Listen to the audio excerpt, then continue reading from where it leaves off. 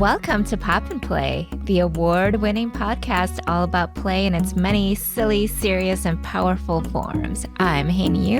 And I'm Nathan Holbert. We are two educational researchers that figured it might be fun to do something other than look at budget spreadsheets for a change. So each week we chat with other scholars, artists, activists, parents, and children about the significance and value of play in their lives. In this season, we've been exploring what it means to play roles, whether in games, craft, or theater. And today, we're talking about children's pretend play. Woohoo! Yeah. We'll be talking to Carmen Llerena, first grade teacher and scholar on children's play. But while Carmen is brilliant, She is. we also felt it'd be important to talk to the true experts on pretend play, kids. Oh, I thought you were going to say me. Okay, and you. So, we got a chance this season to go visit kids at school to learn from their play. Obviously, if you've been around kids, it's delightful and fun, but Chaotic. also, yes, chaotic, Tiring. confusing, but filled with hugs and a lot of love. Yeah. So, we're going to go back to our own childhoods as if people haven't heard enough about our lives.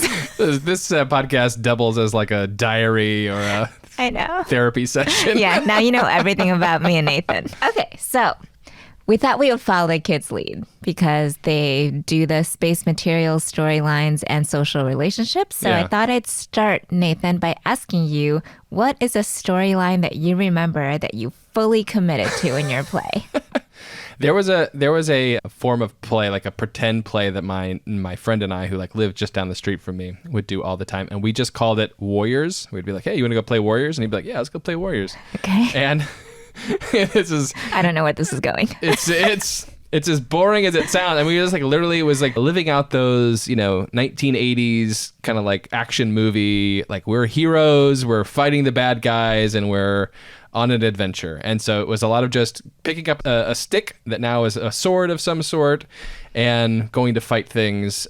And it was like the idea of playing quote unquote warriors is just enough of a seed of an idea that it doesn't really mean anything, but it's enough to where you can just go crazy with it. Yeah. Did you have names for your warriors? Did you name yourself? I do not remember a name. That doesn't mean there wasn't. I'm sure there must have been, but I Yeah. don't remember them at all. No. What would you name yourself now? Right now, I'm like actually in my mind Yeah. Did you have simultaneously replacing warriors and gladiators. So now I'm like, oh, Nitro. I'd be Nitro. Oh, so you're Nitro? I'd be Nitro. That was actually my favorite American gladiator. Well, tell me about you. What storylines did you play? Oh, I was not prepared for this question to be thrown back at me. I think the reason why I have a hard time getting into role-playing games that go into like some fantasy Never land is because I was always in real land for all my games. Right. And so when I would play, like we would play a lot of different things, but it'd be like grocery store, librarian. Yeah. Let's check out books from the library. I was really into that though. Did you ever play though, like because like I played very hard to gender stereotypes, obviously, by running around playing warrior all the time. Did you ever do like the mom thing or the school thing? I don't actually remember ever playing a mom. Oh, wow. Yeah. Yeah, that was not my jam. I just remember like service work. So, library, grocery store. Shout out to our service workers. Well, what about, so another thing that we noticed whenever we were talking to kids, the experts of pretend play, is that materials drive a lot of the play. Yep. So what about for you? Were there particular materials that you really spent a lot of time with and converting into new things? Yeah, I think I was better at that. So I think when we went to the classroom, I did notice that a lot of the kids actually were so creative about how they come up with things, right? And use whatever it was on hand to create play. And I think that's the thing that's so lovely about children's play, especially in school, when they don't have all the things around them. Yeah. And so and for a long time, I really wanted to be a tap dancer. Okay, that was like a dream of mine. But I didn't really have tap shoes, right? I also had no idea where I should get tap shoes from. Like where does one even get tap? Well, I do know because I did actually get tap shoes once when I actually had money, but I didn't have them. So I would use those bottle caps that are on top of like soda pops. Yeah, like a glass Those soda glass bottle. soda bottle things. So I would take those and then I would save them and I would like tape them on the bottom of my shoe. And our basement had like this linoleum, like it was like hard. Yeah. And so I would tap dance in the basement with my bottle cap shoes, which was actually very cool. One of the things I love about that story is it makes me think of how tape is like the most magical material for kids. Like my daughter will tape things. Like she just like goes through rolls of tape so fast. And the kids that we got to talk to in Carmen's class also really, tape became a really, like it's a magical material. It is a magical material. And tape was definitely a thing in that classroom too. Yeah. So very cool. So what do you remember about school and play? Since we're going to be going into school. So I remember like recess. Like recess is like my kind of core memory when it comes to school and play. I don't really remember doing a lot of play in the classroom. And we had the school I grew up in, Diamond, Missouri, shout out Diamond Elementary School. They had this kind of absurd playground. So they had these two huge structures that were welded steel. Like there was a big like farming program, Future Farmers of America program at the school, and the kids in the school had made these, I think. And one was this huge pirate ship that had like a deck that you could run around on and be crazy, but it also had a maze underneath it.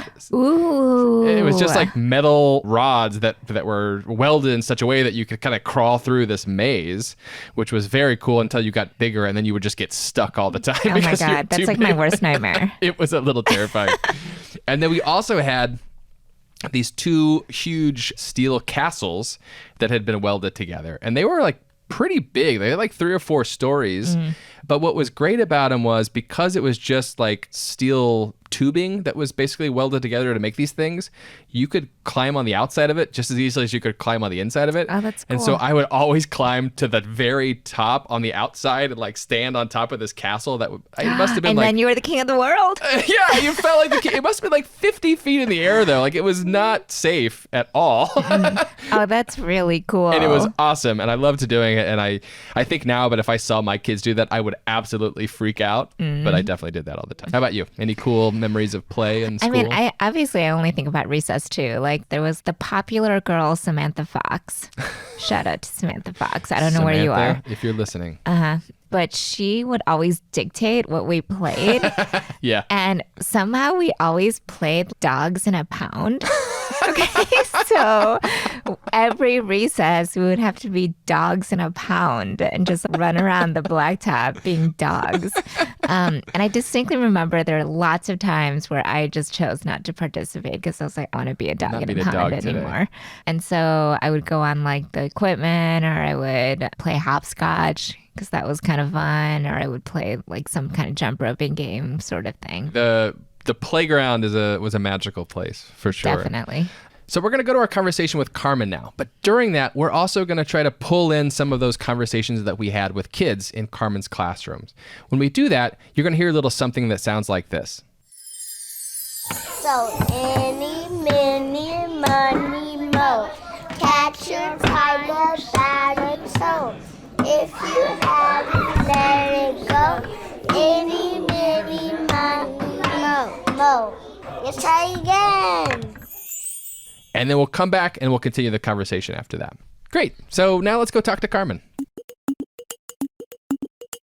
All right, get excited, people, because today we have Carmen Llerena with us, who is a first grade teacher at Central Park East and also a doctoral candidate, but most importantly, a fellow pop culture aficionado. Woo-hoo! And a very big Marvel enthusiast. I am. I'm so happy to be here. Thanks for being here. Carmen, tell us your favorite Marvel characters. Definitely Storm and Black Panther. That's a fantastic combination. Yes, legitimate. Very exciting. Legitimate. Yeah. Thank you for validating me. I mean, hey, so I've arrived. I've arrived. She has officially arrived. Indeed. She's here. Well, we're super excited to have you here today to talk about children's pretend play, and particularly to find out about your own experiences as an educator and a teacher with some young people. Before we dive into all of that, though, we always like to play a little game here to get ourselves warmed up for these conversations. And so we have a version of a game, something like this or that. Okay. So we're going to give you a couple scenarios, and you're going to choose which of the two that you would go with. All right. All right. Okay, so we'll start here, maybe a little easy. You are invited to a friend's house to play either with Barbie's Dream House or to build the Millennium Falcon out of Legos. Which would you prefer? Hello, Millennium Falcon. I mean, okay, I've known Carmen for a really long time. I knew that was like a very basic and easy question. Why would you pick the Millennium Falcon over Barbie's Dream House? It's cool. I mean, I don't want to diss Barbie, but like, what did she do? Don't diss Barbie in this moment, What did she Carmen. do? No, I mean, like, did she go up in space? Did she? Space she astronaut fly? Barbie did. I mean, hello, America Ferrera, aka Barbie. She did all kinds of things. Hey, that's my girl. I am not here to throw shade at America Ferrera, but Lego, Star Wars every time. Yes, Yeah. I know. It's hard to say no to that. I know. I'm And with I've you. actually watched Carmen in her classroom build wonderful things with her kids in Legos. She is just as engaged as they are. Indeed. I'm busy. Excuse me, where's the teacher? No, I'm modeling. You're modeling. Yes, Exactly. Absolutely. Okay, we're going to go in a slightly different direction. A kid farts loudly during circle time. Has it happened to you? Does that ever happen? All the time. Yeah. Do you give the kid a high five or do you ignore it? In between, right? Because there's always somebody who's like, hey, so-and-so farted. I'm like, yeah, we all fart. You fart, they fart, she farts, I fart, we all fart. So your answer is to give everybody a high five. Yeah. I mean, why not just turn it into a contest? Does everyone fart? Prove it. Show me who can fart the loudest. That's a fantastic answer. All right, so we know that you have some really excellent playstations around your classroom, places where kids can go and work and play. Which PlayStation do you choose when it's playtime? Do you go to the puzzle station, the blocks, dress up, drawing, other ones? Dollhouse. That's my least Well, favorite. not Dollhouse, I'm not because we gonna already know lie. she's not she going to doesn't go go to there. Barbie's Dream House. The Lego station. We've already established this. My all-time favorite is writing. Just because the characters and the conversations that come out of there, that's like really a time where I get to know the skinny of what's going on. Yeah. So that's definitely my favorite. Well, that's actually a good segue into your experiences as a classroom teacher, as a first grade classroom teacher. One of the questions we wanted to ask you about was what's popping for these kids? What's in? So when you're looking around the different stations that kids are working on, you said oftentimes they're telling stories and they're talking about these kind of really interesting things. What stuff are they into right now? What stuff is part of the conversation? Yeah, well, the Rainbow Friends are still, they're still pretty big. Tell us what Rainbow Friends Yeah. are. For those in the audience that may not know. Yeah, well, I just learned about Rainbow Friends not too long ago. Same. And apparently, at first I thought it was a TV show, like a series or something, but it's an app Yeah. that they play, and each character has a different color, so it's like the blue monster or the red monster or the white monster. And I just saw them drawing these, there was this fun one, the blue one's my favorite, and it has one eye and an X on the other eye. Yeah. And I don't know, I just thought it was really cool. And at first I didn't realize what it was, and then I asked them, oh, who's that? Oh, Blue Monster. Oh, Blue Monster. Okay, he made a blue monster. And then they started telling me the story. Yeah. And I just love how, there are some kids, they're allowed to play with apps on their phones, and then there's some kids that don't have access to it. But I just love the movement where, in 3 days, everybody knows about it and understands what it is and is part of this community. Yeah, when we were there, I sat down next to the drawing group and I said, what are you guys drawing? They're like, Rainbow Friends. I was like, oh, and I similar reaction. I thought, oh, they're these are characters they've come up with, and they started telling me about, but then as they started talking, it got weirder and weirder, and they were like, oh yeah, the purple one sometimes eats boys. I'm like, oh, that's funny. They're like, no, it hides in the vents and it comes by and grabs you and eats you. And wait, this is a little intense. And it turns out like there's like a whole story involved that they all were familiar with, at least to some varying degrees. What do rainbow friends do? Oh, he boys. He eats boys? Yeah. He eats everything. He eats everybody? Why does he do that? Tonight. I don't want to be eaten. You better stay up all night, look at that. If I go to sleep, is that what... Yeah, well, to be honest, Nathan came back and was like, oh my God, these kids were making up these amazing stories about rainbow friends and the hidden sewers and they grabbed your feet. And I was like, oh my gosh, that's really cool.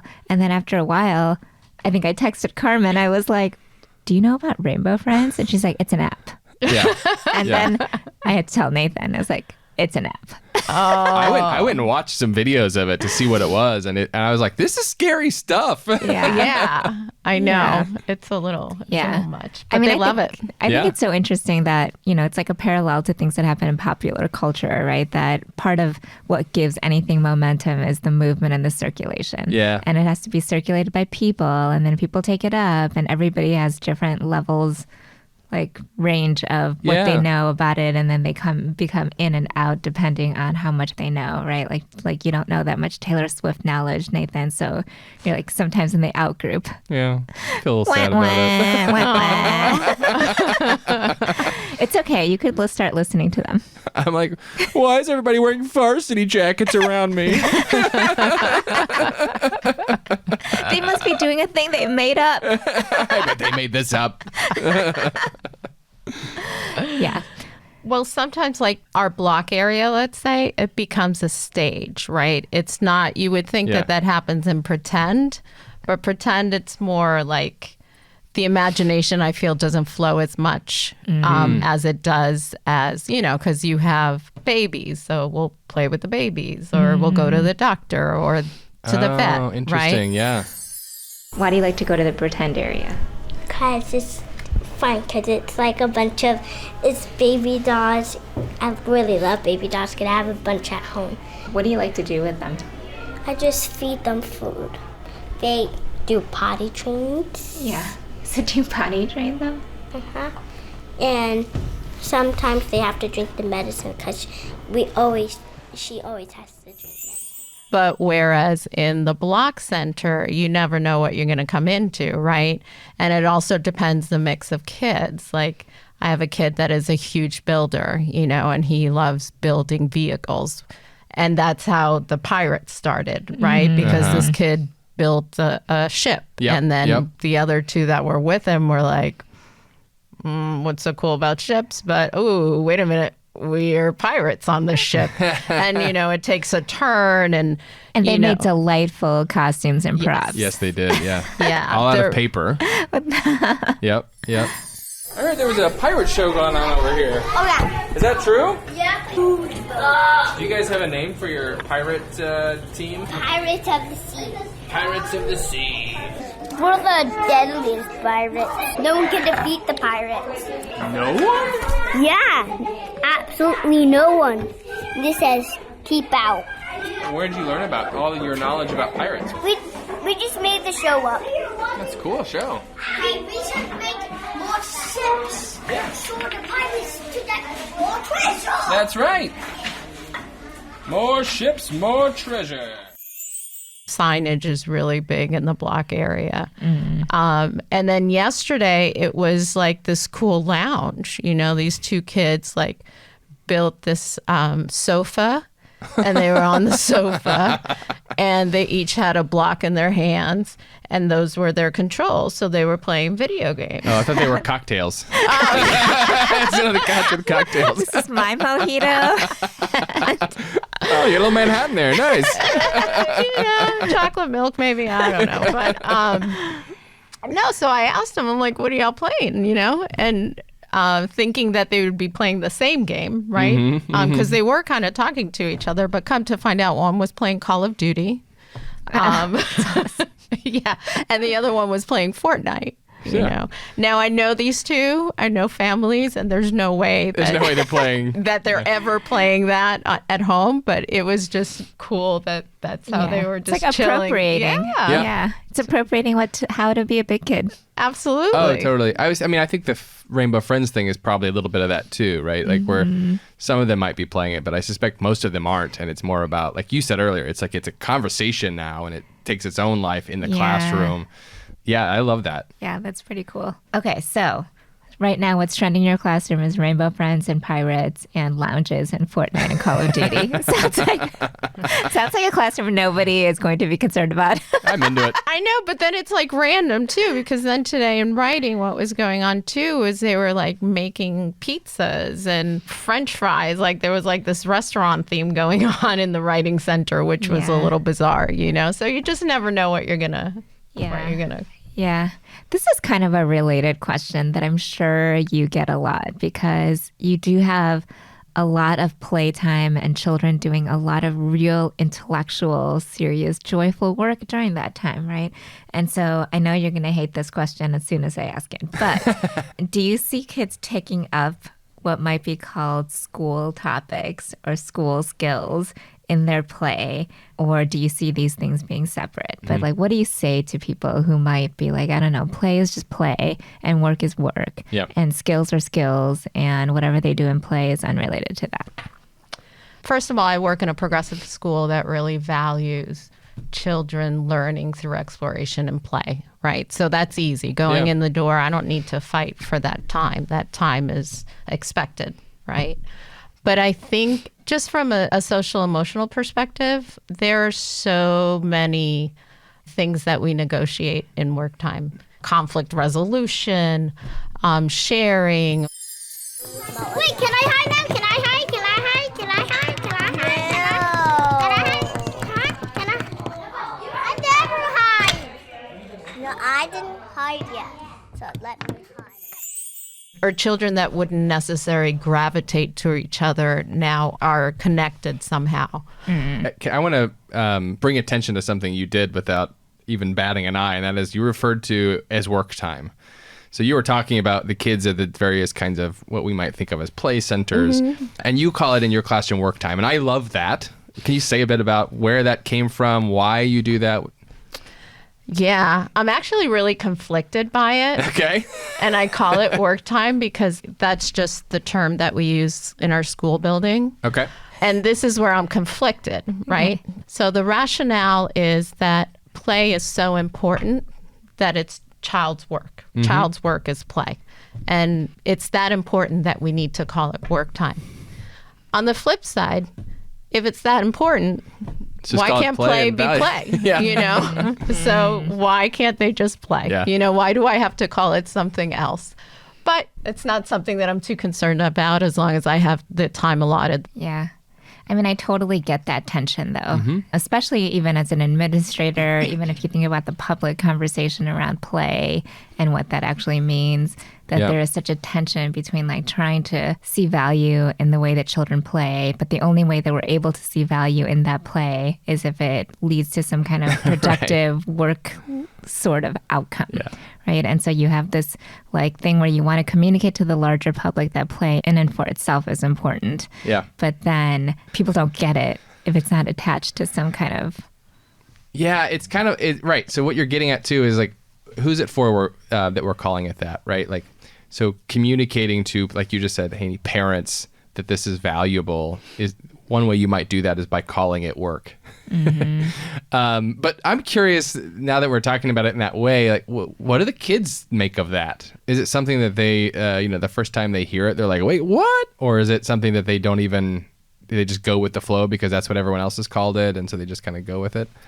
Yeah, by the time they get to me, they've already been to pre-K and it's already been called work time. Work time, yeah. So it's like the best part of the day, right? Yeah. Work time. Can't wait to get to work time. I remember one of the kids was saying how she was like, Oh my God. When I was in pre-K, it was such a long time ago. And I was like, yeah, that was like 2 months ago. Okay.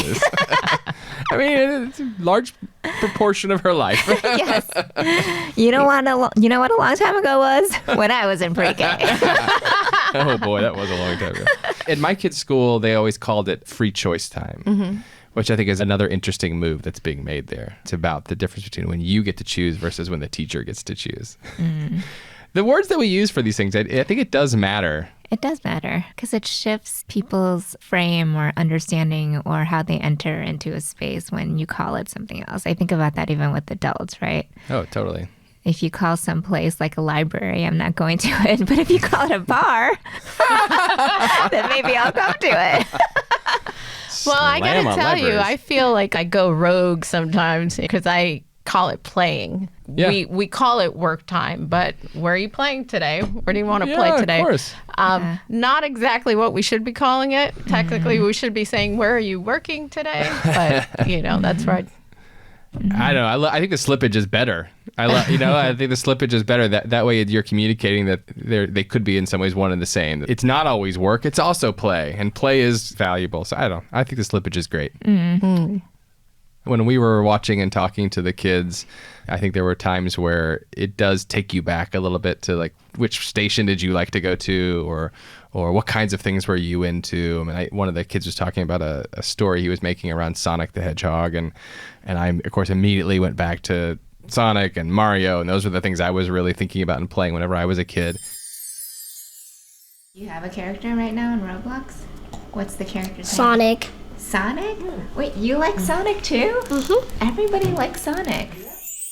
Are there things that you're seeing your kids doing that are taking you back? Like, what have you been kind of reminiscing about?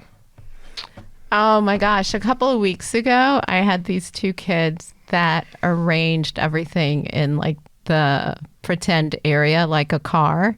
And they were going on this long expedition to Florida, and they were mom and dad, and they were packing the kids. And I was eavesdropping, and then I actually joined in because I thought it was really funny about, and yes, and honey, you have to drive. I'll talk to you and keep you awake. And then I was like, so why is he driving? And she said, well, because he's the dad. I'm like, oh, but I'm a mom and I drive too. And she's like, yeah, but I'm tired, so I'm going to let him drive. So, but that it just took me back to my cousin and I rearranging the furniture when we were little to make a car. What did they make it out of? So they use the shelves, the bookshelves were the back seat, and they put the babies in there. And then in front of the shelves, they put 2 milk crates, and those were the front seats. Oh, that they sat on then, yeah. I like that. Pretty great. Yeah.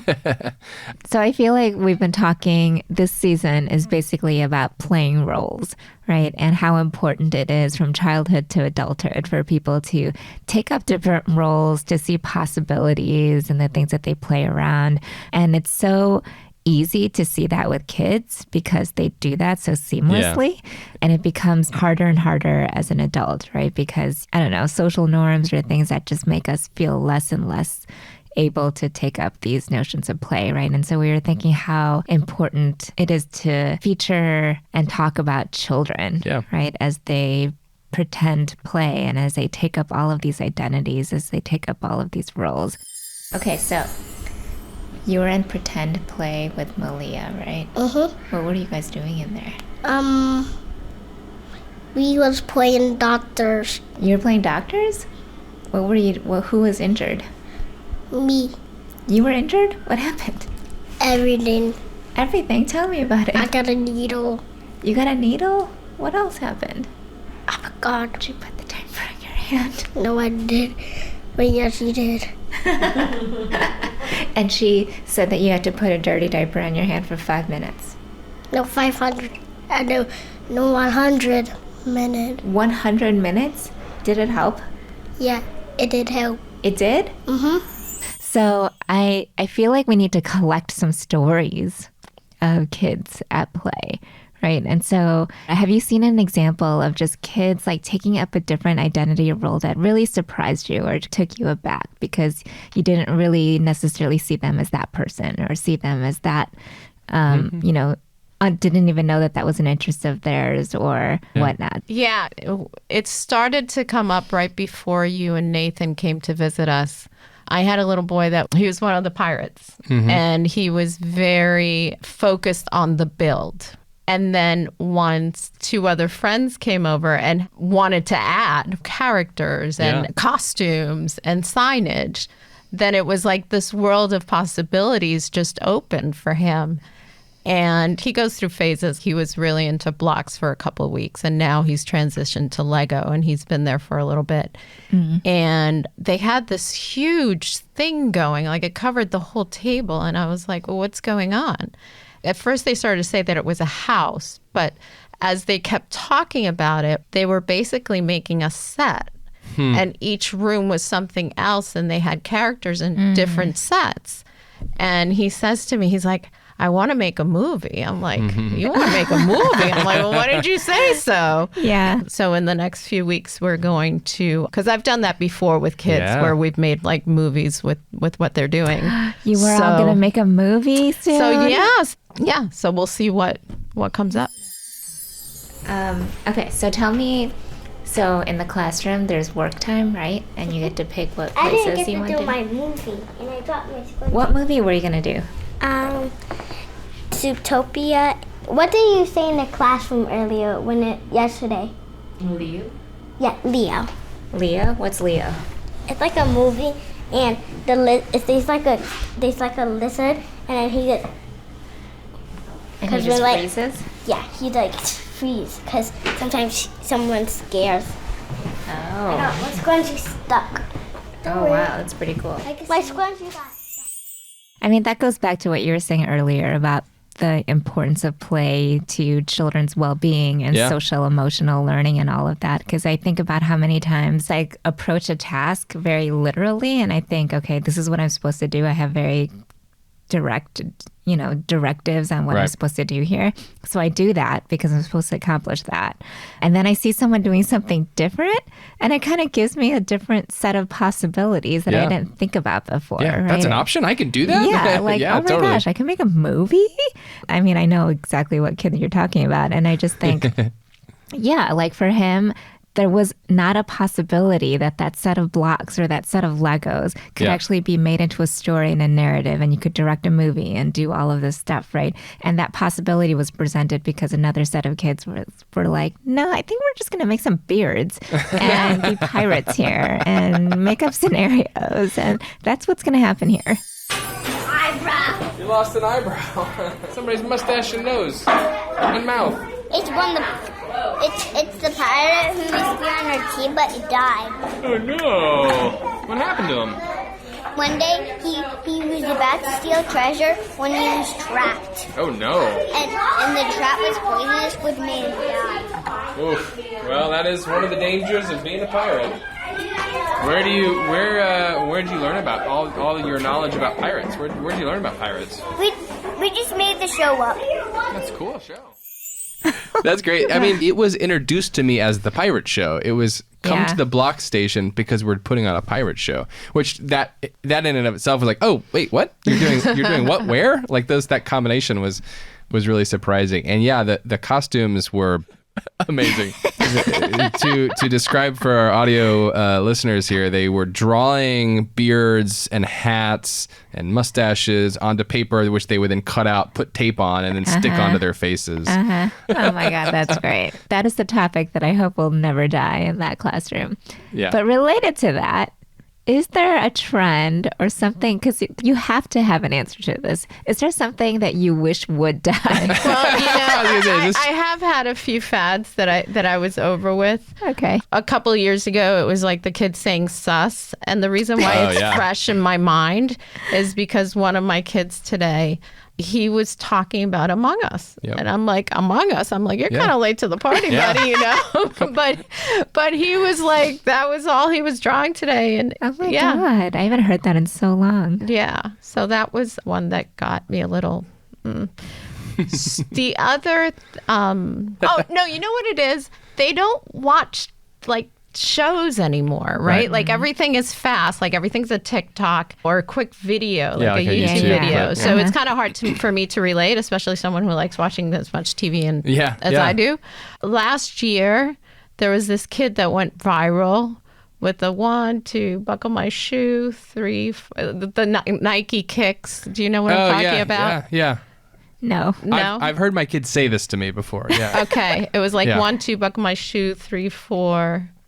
I don't know. It's about this kid being excited about getting Nike kicks. I can't remember how it goes, but they would sing it non-stop every day, and it was finally like, all right, guys, we gotta stop. That's it. Shut No it more down. Nike kicks. Let's go back to Baby Shark. Remember preschool a long, long It was time ages ago? ago. Back when Among Us was popular, 100 years ago. Oh my God. That's so great. I mean, the reason why I asked that was because I think the thing about children's play is there's like this tendency to romanticize it or make it seem like it's all like peaches and rainbows and kids, all they should do is play because they get maximum benefit out of it, right? But there's also like tensions, right? Like they may say things during their play that's kind of problematic or that makes us kind of pause a little bit, right? Or they might just do things during play or play with things that we don't necessarily like, right? Like, what if every kid in your classroom was like, Barbie, dream house? Then it'd be over for you, Carmen. So like there's like all these different nuances and tensions and complexities, and then it's all always like an interaction with other people, right? It's not just the kids playing, but it's also the adults that are in there, that whether or not you choose to step into that play, you're already going to be a part of it, whether it's ideologically or circulating or whether it's surveying it or whatever it can be, right? So and I hate being the surveiller, right? I hate like getting too involved.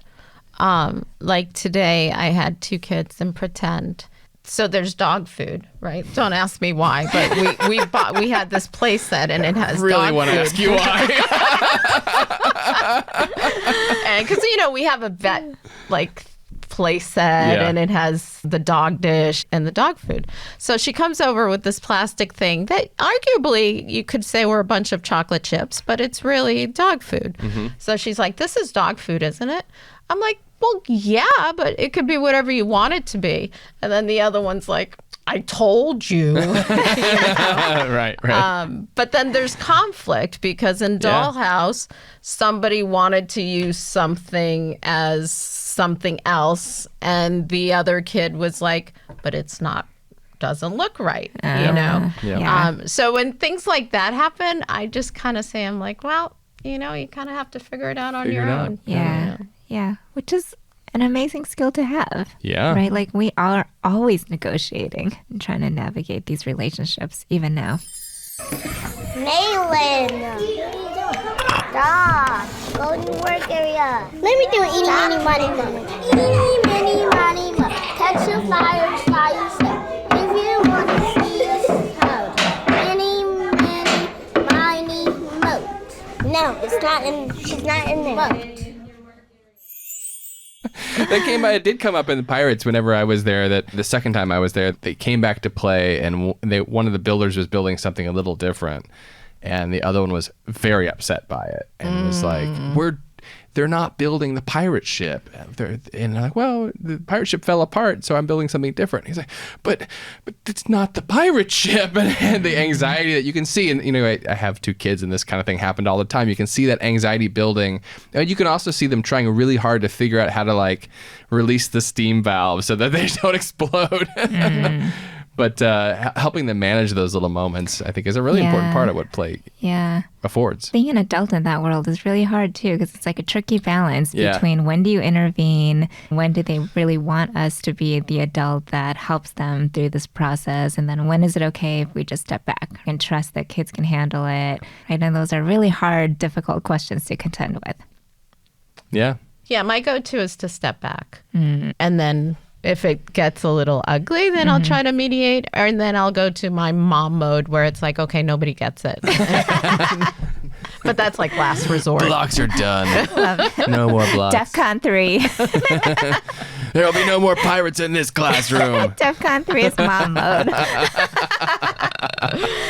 Well, thanks, Carmen, for sharing your insight into play and pretend and all the nuances and complexities of what it means to exist in a child's world. So thank you for doing this with us. Oh, of course. We loved having you. And, when are that boy and girl coming back? I hear a lot. So, you're always I love welcome. that they called us boy and girl, okay? Not when is grandma and grandpa coming back? Yeah, that guy couldn't bend down very long before he made these like creaky sounds to get back up. When's he coming back? Oh my gosh. They were a delight. And I will say that when we came to your classroom, I walked in. Haeny had been there a day before, but I walked in and I was immediately mobbed and hugged by about 10 strange children. And it was absolutely great. Yeah, we're a loving community. Yes, good. very much so. Okay. Before we let you go, there's one more important question that we have for you, and that's what's poppin'. We'd like to ask our guests, what are you into? What piece of media are you consuming? What games are you playing? What books are you reading? What shows are you binging? What's poppin' for you? Oh, my goodness. So my husband is a huge fan of 90 Day Fiancé. And, So is Ioana Literate Trashies. And I Listen on got to TikTok. tell you that I do enjoy, it is a guilty pleasure for me, right? Yeah. But sometimes it just gives me too much anxiety, so I can't watch it, right? So Yeah. I need a break, but now I'm back in. You're back in. Yeah, so I've just gotten back in. So the premise of 90 Day Fiancé is you have a fiancé for 90 days and then you get married, or what is it? Or you get to know each other for 90 days? No, or they've what is it? already they have a relationship. They've been together for so many years, but one is, an American citizen. The other Okay. is a foreigner, so they need to get a K-1 visa. If you'd like to learn more, I would encourage you to listen to episode 2, season 2 of a podcast called Pop and Play, where our guest talks about 90 Day Fiancé. Yes. Yes. Oh. There you go. You've forgotten it though, apparently. No, I did not forget it. Come on. Yeah. Okay. I've never seen it, but yes, hearing Professor Literate talk about the show, it really does make me curious. It sounds absolutely insane. And I got to tell you, I would love to sit down and watch it with her. Well, there you go. Invitation is put out into the world. That's great. Okay. Thank you so much, Carmen. We really enjoyed talking with you today. Yeah. Oh, of course. This was fun. Thank you. Pop and Play is produced by Haeny and Nathan Holbert, Lalitha Vasudevan, Billy Collins, and Joe Rena Ferry at Teachers College, Columbia University with the Digital Futures Institute. Audio recording for this episode by Jen Lee and Moira McKavanagh. This episode was edited by Billy Collins and Abu Abdelbagi. For a transcript and to learn more, visit tc.edu/popandplay. Our music is selections from Leaf Eaters by Poddington Bear, used here under a Creative Commons Attribution Non-Commercial License. Blake Danzig provided our social media and outreach support. Follow at Pop and Play Pod on Instagram and TikTok for more of what's poppin', like the Trashies with Ioana Literate. Thank you to Meyer Clark and Abu Abdelbagi for support with our website and additional materials. And thanks to you for listening.